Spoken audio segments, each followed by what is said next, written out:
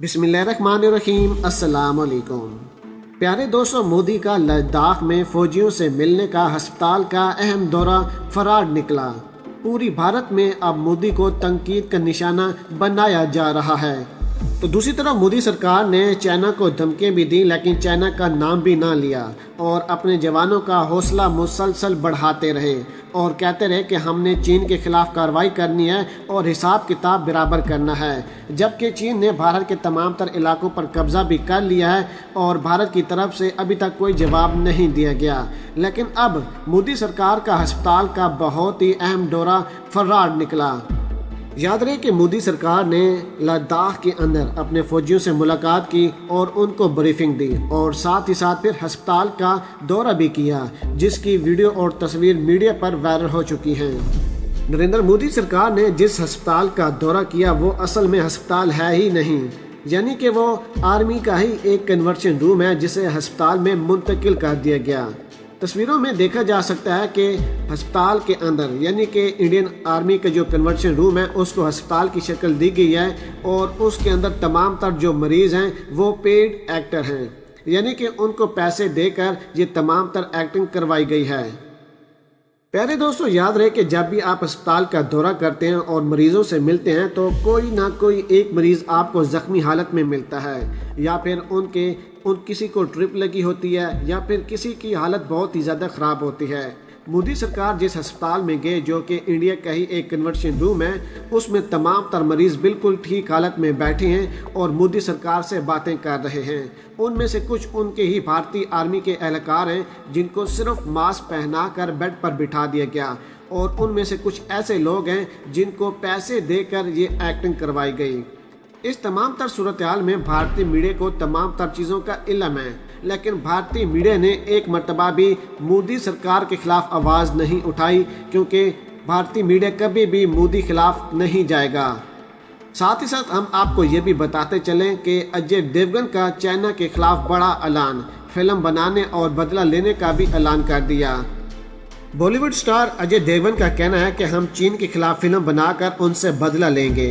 याद रहे कि लद्दाख के इलाके जहां पर 3 इडियट्स फिल्म की शूटिंग की गई थी, अब वो इलाका मुकम्मल तौर पर चीन के कब्जे में भी है। मोदी सरकार ने अपने दौरे में कहा कि मैंने उस इलाके का विजिट किया है, जबकि मोदी सरकार ने यह भी झूठ बोला है, क्योंकि वहां पर जाने के लिए 5 से 6 घंटे का सफ़र तवील होता है और साथ ही साथ अब वो इलाका चीन के कब्जे में है, यानी कि चीन की मर्जी के खिलाफ भारतीय फौज का मोदी सरकार भी नहीं जा सकते। मोदी सरकार का झूठ हमेशा की तरह बेनकाब हो गया। मोदी सरकार ने यह भी झूठ बोला था कि हमारे भारतीय आर्मी के एहलकार कोई भी हलाक नहीं हुआ। बाद में चाइना ने सैटेलाइट के जरिए से तमाम तर वीडियो और फुटेज जारी की और मोदी सरकार बेनकाब हो गया।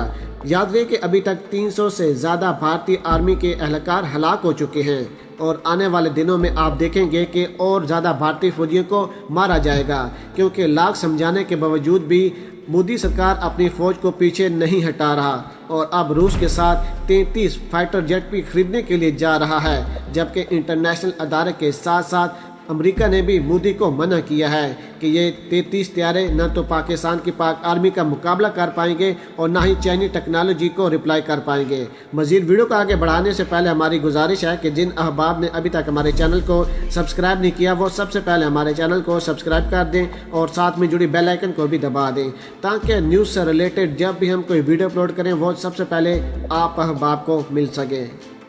प्यारे दोस्तों, मोदी दिन ब दिन एक दलदल में फंसते जा रहे हैं। झूठ को छुपाने के लिए और ज़्यादा झूठ बोल रहे हैं, लेकिन वो उनके किसी भी काम नहीं आ रहा। वो जो भी झूठ बोल रहे हैं मीडिया पर बेनकाब हो रहा है, जबकि भारतीय मीडिया पूरी तरह से नरेंद्र मोदी को सपोर्ट कर रहे हैं। लेकिन हमने आपसे साथ वादा किया था कि हम मोदी सरकार के साथ साथ इंडिया को हमेशा बेनकाब करते आएंगे, और आज देखें मोदी सरकार ने जिस अस्पताल का दौरा किया वो असल में अस्पताल है ही नहीं, इंडियन आर्मी का ही एक कन्वर्शन रूम है जिसको अस्पताल की शक्ल दी गई। प्यारे दोस्तों, ये वही कन्वर्शन रूम है जिसमें धोनी आए थे और धोनी ने आर्मी की वर्दी पहनी हुई थी और आर्मी के ही एहलकारों से मुलाकात की थी, और अब उसी कन्वर्शन रूम को अस्पताल की शक्ल दे दी है। और अब मोदी सरकार पूरी दुनिया में बेनकाब हो गए हैं, क्योंकि मोदी के पास कोई और रास्ता नहीं था और इसी वजह से पेड एक्टर को लाया गया और कुछ भारतीय आर्मी के एहलकारों को मास्क और ड्रेस पहनाकर वहां पर बिठाया गया। लेकिन अब मोदी सरकार बेनकाब हो चुके हैं, लेकिन भारतीय मीडिया इस बात को तस्लीम नहीं कर रहा है। याद रहे कि मई में शुरू होने वाली इस सरहदी कशीदगी को कम करने के लिए दोनों मुल्कों के दरमियान आला फौजी सतह पर मुज़ाकरात के 3 दौर हो चुके हैं, लेकिन इन मुज़ाकरात का कोई नतीजा नहीं निकला है। इस दौरान इत्तलात के मुताबिक दोनों मुल्कों की तरफ से इस इलाके में बहुत बड़ी तादाद में फौजी और टैंकों समेत भारी हथियार पहुंचा दिए गए हैं। इंडिया के ज़राए अबलाग के मुताबिक लद्दाख में इंडिया ने 10 ब्रिगेडियर या 45,000 फौजी तैनात किए हैं। इंडिया का कहना है कि हमने इतने ज़्यादा फौजी तैनात किए हैं तो हम चीन को शिकस्त दे सकते हैं, लेकिन ये इंडिया की भूल है। BBC हिंदी का नामा निगार सरोज सिंह के मुताबिक वजीर आजम के खिताब से ठीक पहले कांग्रेस पार्टी के रहनुमा राहुल गांधी ने 3 मिनट का एक वीडियो जारी करते हुए कहा कि कोई तो झूठ बोल रहा है। वीडियो में लद्दाख के लोग वहां के हालात बयान कर रहे थे। महरीन का ख्याल है कि वजीर आजम का ये कदम इंडियन फौज के जवानों का हौसला बुलंद करने वाला है, लेकिन दोनों मुमालिक के ताल्लुकात पर भी इस दौरे का असर पड़ेगा, मुल्क की सियासत पर भी और LAC पर भी। महरीन का ख्याल है कि वजीर आजम का इस तरह अचानक हालात का जायजा लेने के लिए सरहद के पास पहुंचना एक साथ कई इशारे देता है। रिटायर्ड लेफ्टिनेंट जनरल DS वजीर आजम के इस दौरे को भी चीन के लिए एक सख्त पैगाम के तौर पर देखते हैं।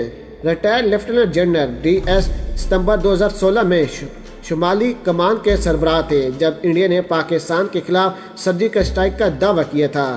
पाकिस्तान ने हमेशा इंडिया की तरफ से पाकिस्तान के ज़ेर इंतज़ाम कश्मीर के अंदर आकर इंडियन फौज की तरफ से किसी किस्म का कोई सर्जिकल स्ट्राइक करने का दावे की सख्ती से तरदीद की है। प्यारे दोस्तों, BBC से बात करते हुए उन्होंने कहा कि भले ही ये जगह इस मकाम से बहुत दूर हो जहां चीन और इंडिया के फौजियों के दरमियान पुरतशद्दुद झड़प पेश आई थी, लेकिन ये इसी इलाके में आता है। फिलहाल वजीर आजम झड़पों में जख्मी होने वाले फौजियों से मिलकर हालात का जायजा ले रहे हैं, लेकिन उनके वहां जाने से चीन को ये पैगाम मिल गया होगा कि इंडिया पूरे मामले को बहुत ही ज़्यादा संजीदगी से देख रहा है। लेकिन मोदी सरकार ने एक मरतबा पूरी दुनिया को धोखा देने की एक नाकाम कोशिश की। मोदी सरकार जिस अस्पताल गए और जिन आर्मी के एहलकारों को यानी कि मरीजों से मिले, वो तमाम तर झूठे थे और पेड एक्टर थे। रिटायर्ड लेफ्टिनेंट जनरल DSO का ये भी ख्याल है कि इससे सरहद पर तैनात फौजियों के हौसले भी बुलंद होंगे। मुश्किल की इस घड़ी में जिस मुल्क के लिए वो लड़ रहे हैं, उस मुल्क का वजीर आजम उनके साथ खड़ा है। लेकिन ये भी याद रहे कि भारतीय आर्मी के कुछ ऐसे एहलकार भी हैं जो कि नौकरी छोड़ने पर मजबूर हैं और मोदी सरकार को बार बार खत लिख कर कह रहे हैं कि हम ये जंग नहीं लड़ सकते, क्योंकि हम नहीं चाहते कि हम अपने ही हाथों से खुद को गोलियां मारें। लद्दाख की वादी गलवान में इस वक्त जो कुछ भी हो रहा है, उसको दोनों मुमालिक में LAC को बदलने की एक कोशिश के तौर पर देखा जा रहा है। गुज़िश्ता दिनों इंडियन मीडिया में सैटेलाइट तस्वीर के ज़रिए ये बता दिया गया था कि चीन LAC पर खड़ा है और इंडिया की तमाम कोशिशों के बावजूद भी पीछे नहीं हट रहा। रिटायर्ड लेफ्टिनेंट जनरल का मुताबिक ये इस बात का अक्काश करता है कि हालात बहुत नाजुक हैं, आगे हालात मज़ीद ख़राब होने का खदशा है और इस वजह से इस वक्त हालात को काबू में रखने की जिम्मेदारी वज़ीर आज़म की है। इस दौरे में वो इसी जिम्मेदारी को पूरा करते नज़र आ रहे हैं। मोदी सरकार ने इस मुश्किल वक्त की घड़ी में लद्दाख का दौरा किया और अपने भारतीय आर्मी के एहलकारों के हौसलों को बुलंद किया, जिस पर पूरी दुनिया में मोदी सरकार को सहराया जा रहा है। लेकिन मोदी सरकार ने जो ड्रामा रचाया, जो कि अब बेनकाब हो चुका है, फेक अस्पताल बनाकर वहां पर अपने ही पेड एक्टर लाकर उनसे मुलाकात की और वीडियो और फुटेज पूरी दुनिया पर जारी कर दी। अब मोदी सरकार बेनकाब हो चुके हैं और इंडिया के अंदर इंडियन अवाम सड़कों पर आ गई है और मोदी के खिलाफ नारेबाजी कर रही है। प्यारे दोस्तों, आज की वीडियो को हर तरफ शेयर कीजिएगा ताकि पूरी दुनिया को पता चले असल मामलात क्या है। और अगर आज की वीडियो आपको हमारी पसंद आई हो तो वीडियो को लाइक कर दें, शेयर कर दें और पाक आर्मी और इमरान खान साहब के हक में एक नारा कमेंट्स में ज़रूर लगा दीजिएगा। पाकिस्तान जिंदाबाद।